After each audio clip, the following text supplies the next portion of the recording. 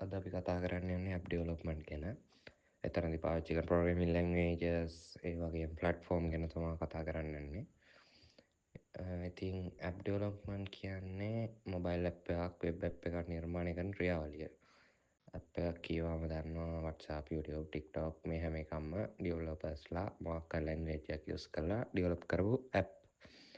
ඉතින් මේ වගේ ඇප් ඩෙවලොප්මන්ට් කරන්න අපි යූස් කරන ලැන්ග්වේජස් තියෙනවා. ඒ කියන්නේ Android ඩෙවලොප් පැත්තට Java, Kotlin වගේ ඒවා.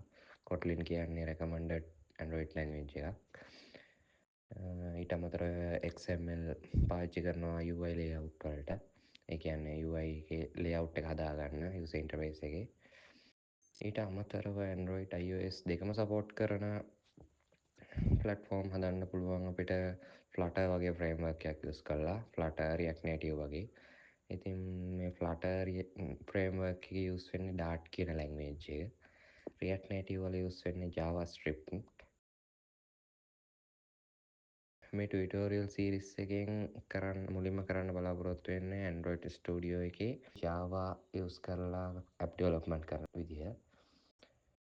Java logic ලියන UI ඩිසයින් කරන විදිහ, ඇප් එකක් බිල්ඩ් කරලා ෆෝන් එකේ රන් කරන හැටි පියවරෙන් පියවර. ඉතින් අපි Android Studio ඉන්ස්ටෝල් කරන තැන ඉඳන් ඊළඟ වීඩියෝ එකකින් කතා කරමු.